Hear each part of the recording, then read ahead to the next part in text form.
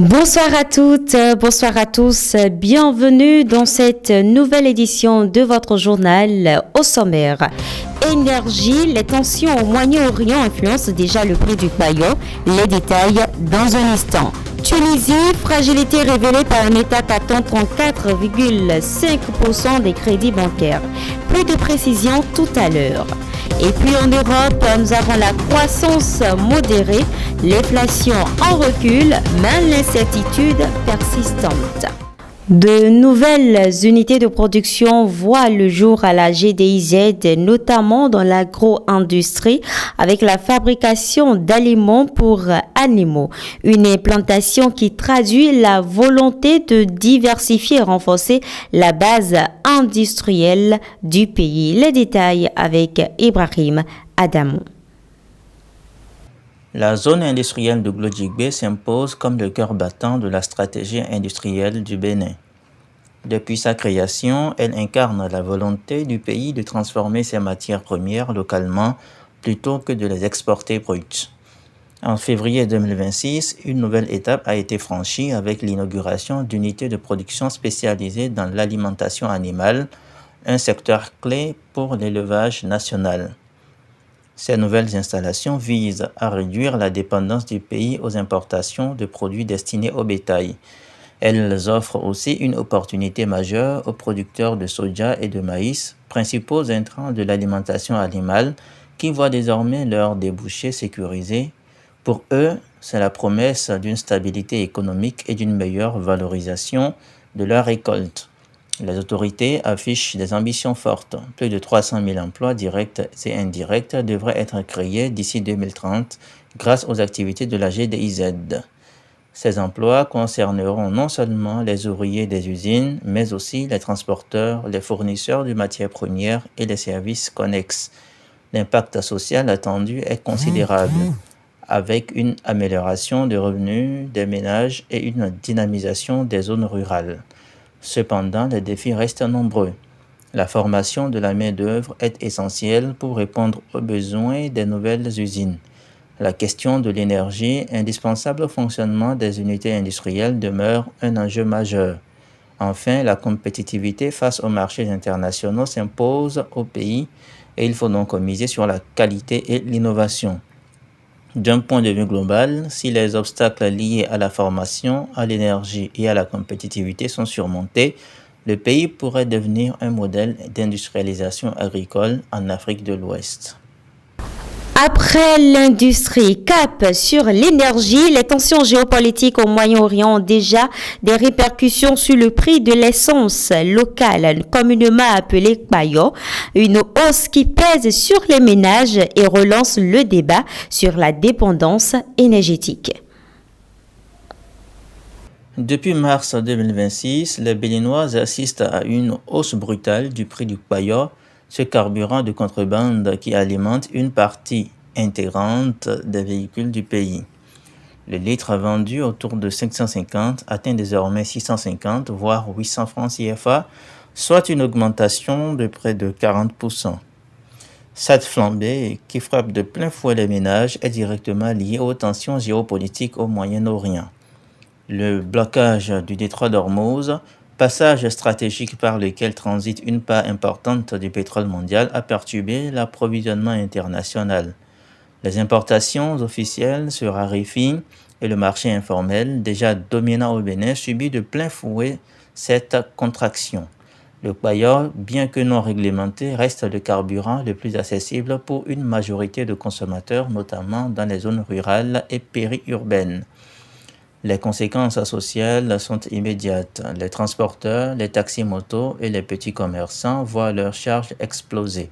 Le pouvoir d'achat des ménages s'érode car l'augmentation du prix du carburant entraîne une hausse généralisée des coûts de transport et des produits de première nécessité. Dans un pays où l'économie informelle occupe une place centrale, cette crise énergétique accentue les vulnérabilités. Au-delà de l'impact quotidien, cette situation met en lumière la fragilité structurelle du système énergétique béninois. La dépendance au marché noir expose le pays aux fluctuations internationales et prive l'État de recettes fiscales importantes. Les experts estiment qu'une politique de diversification énergétique associée à une régulation plus stricte pourrait réduire cette dépendance. Le développement des nouvelles énergies, des énergies renouvelables, notamment le solaire, apparaît comme une piste crédible pour renforcer la résilience nationale. Cette flambée souligne la vulnérabilité énergétique du Bénin et l'urgence de repenser sa stratégie. Sans alternative durable, le pays restera exposé aux crises mondiales et aux soubresauts du marché informel. Tunis révèle des fragilités économiques avec un État absorbant 34,5% des crédits bancaires. Une situation qui limite l'accès des entreprises au financement et accentue les déséquilibres. Ibrahim Adamou nous explique les implications pour l'économie tunisienne. En mars 2026, les données publiées par la Banque centrale de Tunisie ont mis en lumière une situation préoccupante. Près de 34,5% des crédits bancaires sont absorbés par l'État. Cette proportion, particulièrement élevée, illustre la dépendance croissante du secteur public au financement bancaire et révèle une fragilité structurelle du système financier tunisien. Cette captation massive des ressources par l'État a des conséquences directes sur l'économie réelle. Les entreprises privées, qui constituent pourtant le moteur de l'investissement productif et de la création d'emplois, peinent à accéder au crédit. Les banques, orientant une part importante de leurs prêts vers le secteur public, réduisent mécaniquement les marges de financement disponibles pour les entrepreneurs. Résultat, l'investissement privé ralentit. Les projets innovants sont freinés et la croissance économique reste atone. Les experts alertent sur un risque de cercle vicieux. Un État surendetté, contraint de recourir toujours davantage au crédit bancaire, finit par étouffer le dynamisme entrepreneurial. Cette situation fragilise non seulement les entreprises, mais aussi les banques elles-mêmes, exposées à une concentration excessive de risques liés au secteur public. Les agences de notation, telles que Fitch ou Moody's, ont déjà souligné la vulnérabilité du système bancaire tunisien face à cette dépendance. Au-delà des chiffres, c'est la question de l'équilibre entre besoins publics et dynamisme privé qui se pose. L'État tunisien, confronté à des défis budgétaires persistants, privilégie son accès au crédit pour financer ses dépenses courantes et ses investissements. Mais cette stratégie, si elle perdure, risque de compromettre la capacité du pays à relancer son économie par le secteur privé. Point de vue global, la Tunisie illustre les tensions entre un État en quête de financement et un secteur privé en manque de ressources. Une réforme bancaire visant à diversifier les flux financiers et à mieux répartir les crédits apparaît indispensable pour rétablir un équilibre. Sans cela, le pays pourrait s'enfermer dans une spirale où la dette publique étouffe l'initiative privée. Direction le Mozambique. La dette du pays a été déclarée insoutenable. Une alerte qui pourrait entraîner des mesures drastiques de restructuration et des pressions accrues des bailleurs. Le Mozambique, pays riche en ressources naturelles mais fragilisé par une histoire économique mouvementée, se retrouve une nouvelle fois au centre des préoccupations internationales. En mars 2026, la Banque mondiale a qualifié sa dette publique d'insoutenable, tandis que le Fonds monétaire international a annoncé une mission d'urgence pour éviter un défaut de paiement. La situation est paradoxale. D'un côté, le Mozambique dispose de vastes réserves de gaz naturel et de charbon, censées lui assurer des revenus considérables. De l'autre, la baisse des cours mondiaux de ces matières premières a réduit drastiquement ses recettes d'exportation.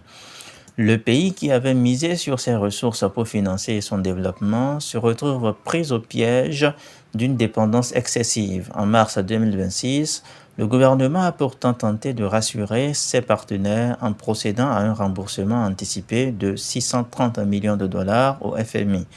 Ce geste, destiné à renforcer sa crédibilité financière, a été salué comme une preuve de bonne volonté. Mais il ne suffit pas à masquer les fragilités structurelles. Une dette extérieure lourde, des finances publiques sous pression et une économie trop dépendante des fluctuations des marchés mondiaux.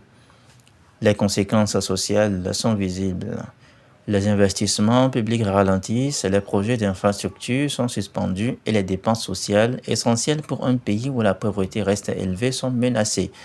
Les experts redoutent un effet domino, une crise de la dette qui pourrait entraîner une instabilité politique et sociale.